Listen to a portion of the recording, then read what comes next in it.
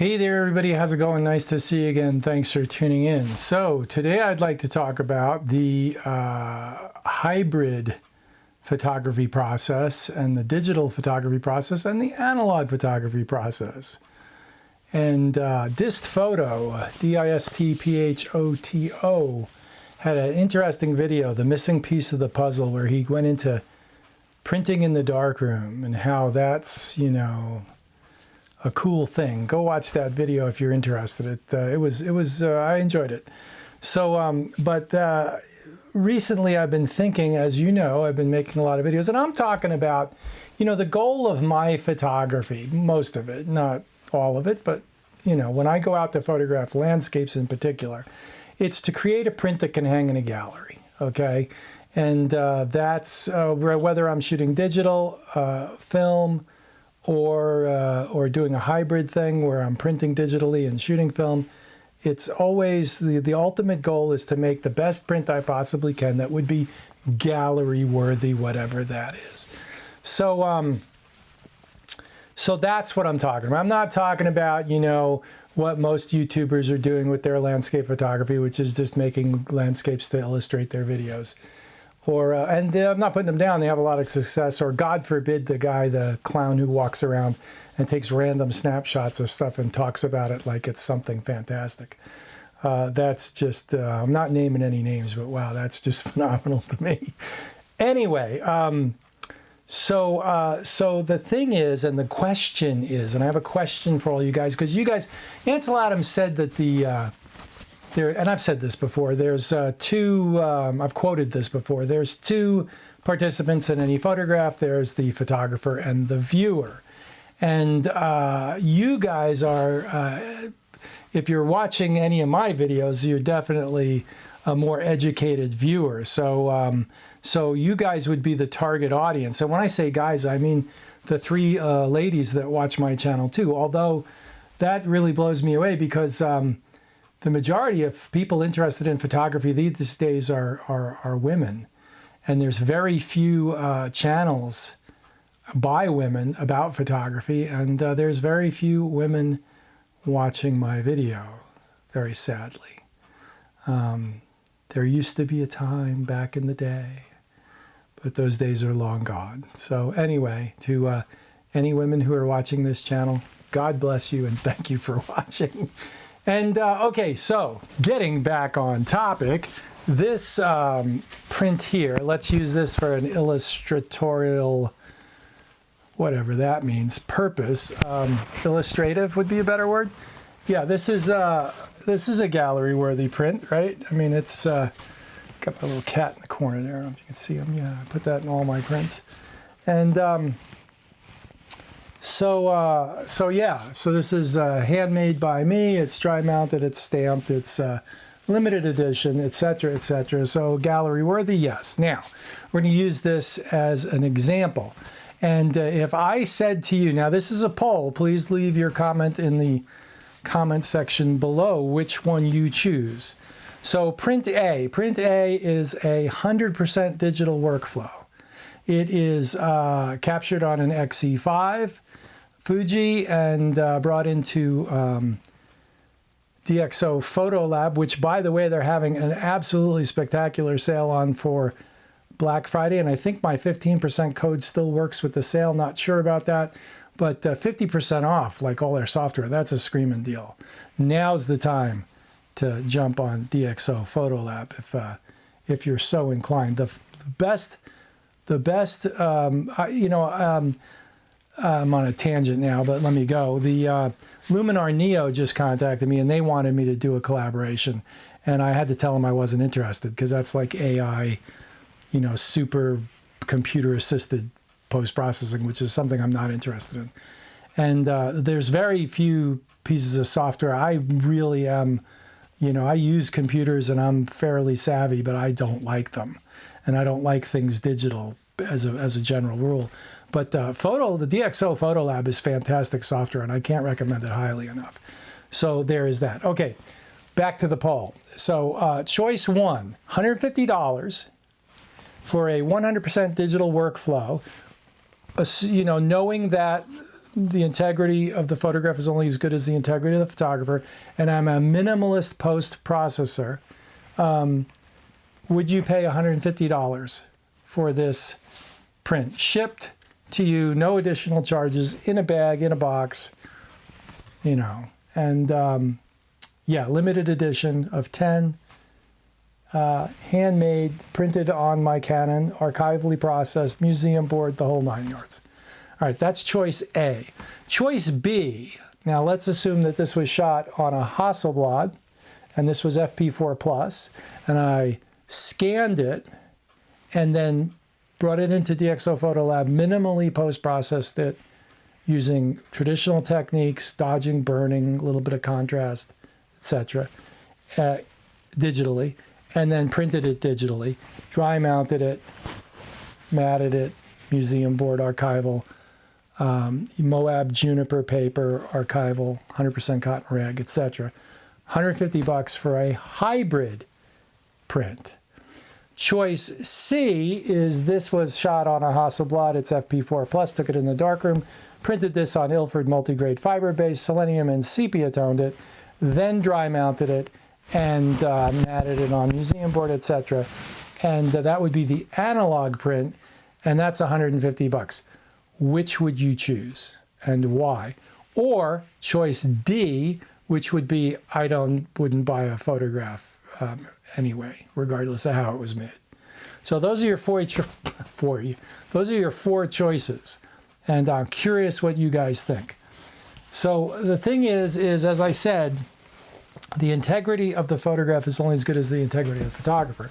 The problem with digital photography is I believe the viewer, and I've mentioned this in the last video, has a bias against the digital photography because most viewers nowadays have phones and they've looked at something, oh, that's cool, push the button, oh, wow, that's even cooler, it looks better than what was out there. Because AI and Apple and Samsung and the, you know, AI photo-assisted photography is built into the phones, and so they think it's all fake.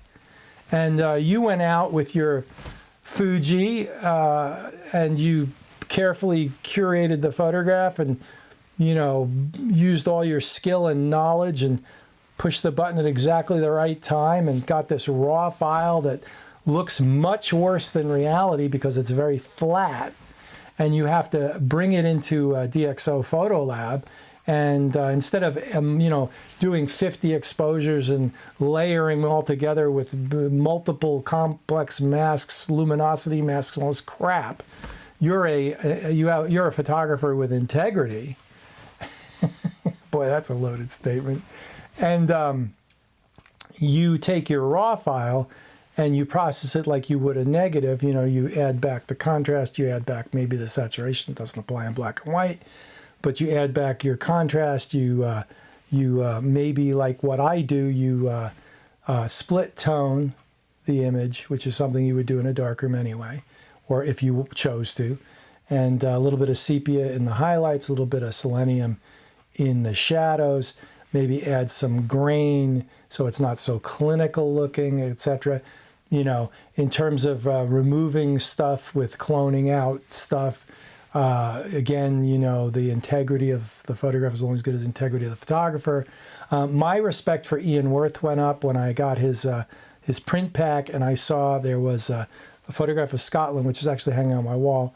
I framed it, and in the photograph, he has a row, way in the distance, he has a row of telephone poles, and he left them in. And I would have done the same thing, right? Because telephone poles are not transitory. Telephone poles are not something that'll blow away in a month. They're probably going to be there for 50 years, right? They're semi-permanent. Anything that's semi-permanent in my landscape shots, I won't clone out. A paper cup or some trash that I can't get to and clean up the environment and remove from the environment on a hillside or something, I would remove that, and ethically I have no problem with that because a month from now it'll probably blow away, and 2 months from now it'll probably disintegrate anyway, you wouldn't see it. there's a photograph of Multnomah Falls, and on the side of the falls, which is, I mean, you'd have to rappel down to get to it, there was a paper cup, but you had to zoom into it like 200% to see it. That I'll remove, okay? Beyond that, no. And like a chain link fence around the Lutheran church, I won't remove that. And so the point that I'm trying to make is, so I'm on record as saying this is how I process my digital work, or my film work too. And you know, the viewer can judge whether that's legitimate or not. It's definitely not photoshopped work, okay? I didn't fix it in post, okay? And so, and I've been on record for years of saying stuff like that.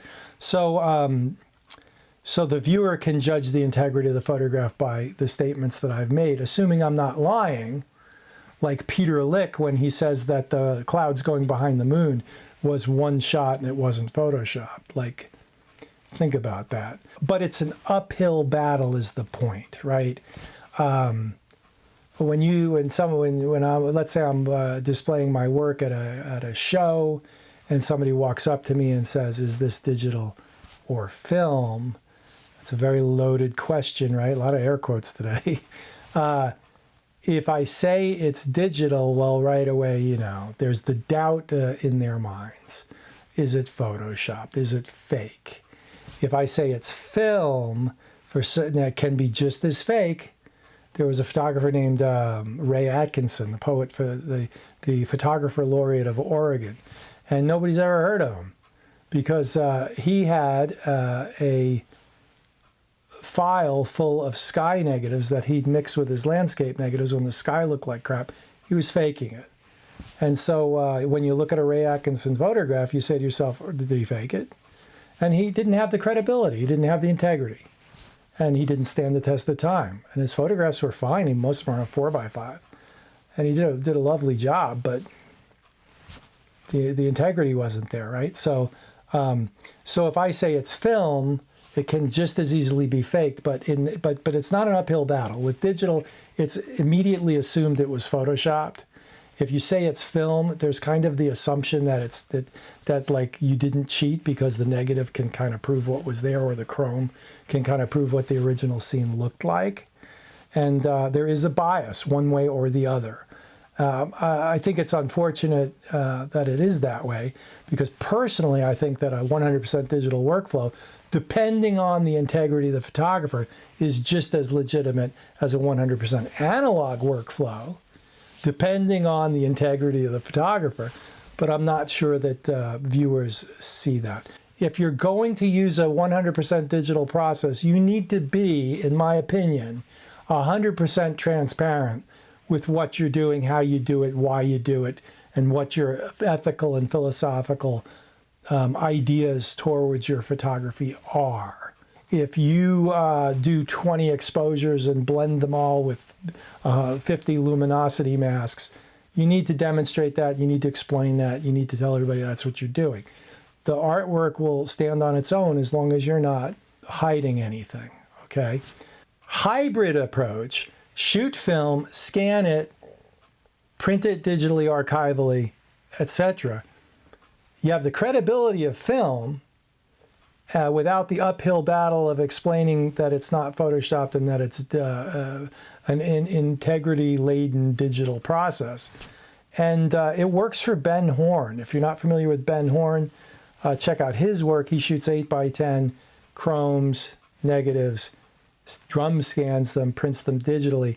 I have a few years back, I bought the Ben Horn print folio, and the work's beautiful, you know, and it has credibility from the standpoint it is digitally printed, but it has the credibility that, you know, he shows you, like, you know, this is what the chrome looked like on the light table, and this is what the print looks like, and his what he post-processes so that the prints look like the chrome. Can't ask fairer than that, right? And then, of course, there's the 100% analog workflow, where it's more difficult, or assumed you're not cheating right off the bat, and or your photograph has integrity, right? and of course the fact that the prints are handmade, etc. So that's what I got for you today. For me personally, you know, I've been very transparent about everything that I do and how I post-process all my work, and that I try to make it to the highest standards I possibly can, etc., etc. So, you know, but I will say that the digital, 100% digital, you know, I'm getting more comfortable with it. You know, I will show you this. So I have this this print here, and that's a darkroom print, and this is a scan. This is a Hasselblad negative, and this is a scan and digital print. And what's really cool about the hybrid approach is if all I did was darkroom work, I'd be happy with this. But because I've seen the digital print, I like the composition better in this one. It's a little bit wider, you know. And so what's cool is the digital print allows me to ramp up the darkroom print and to keep going and not just be satisfied. So, you know, they kind of push each other along. It's nice being able to do both. And so in that way, digital is a real asset for darkroom work, and darkroom work is a real asset for digital work because it kind of keeps you in the ballpark of what it's supposed to look like. So because digital you can go crazy and go too far, darkroom you can never go far enough, and between the two of them you can keep pushing yourself. Okay, and it's a cool process, but my darkroom work has greatly improved my digital, 100% digital workflow as well. Without the darkroom work, it would really be hard to know where the parameters are. Okay, and by parameters, the parameters of what's acceptable for me personally. Okay, you know, you do you. This is from my work, okay? And this is what I want to do, and this is what I think I want to leave behind for posterity. So there is that. So you know, my blast videos have been really pro-film and anti-digital, and I really shouldn't be that way. I just think that at this point, because it's a journey, it's not you know, necessarily a destination, although I'm getting closer and closer to understanding how it all fits together. And it's a, you know, art is a very nebulous topic. So, but for me personally, the film work has definitely qualified the digital work, and vice versa. And I personally, I'm comfortable with all of it. But but I'm going to scrutinize a 100% digital workflow from another photographer more carefully than I would necessarily scrutinize a 100% analog process. The real answer is, and this is my guess as far as my poll is concerned, is that most of you are going to say choice D. You're not going to buy a photograph whether it's analog or digital. So, so who cares, right? So to that end, if that is the results of the poll, well, I'll shoot digital, I'll shoot film, I'll shoot whatever turns me on at the moment, and I'll enjoy all of it. My next video, if I figure it out, is going to be how to get your digital cameras to be as simple as a film camera in terms of actually using it, because it's kind of a turnoff to you know, I need to you got to lasso all those digital settings in and simplify it, because film cameras are intrinsically simpler than digital cameras, and digital cameras can octopus on you fast. And in the field, when things are happening, you don't want to be screwing around, forgetting to set your, you know, turn your IBIS off in body image stabilization when you're on a tripod, or, you know, whatever. So you get what I'm talking about. And then your focus is set to some goofy thing and it's focusing on God knows what. It's like, you got to simplify. Please subscribe. It's the #1 thing you do. Help out, small channel, and I would greatly appreciate it if you take the time to do that. So other than that, we'll see you out there. Have a great one. Bye.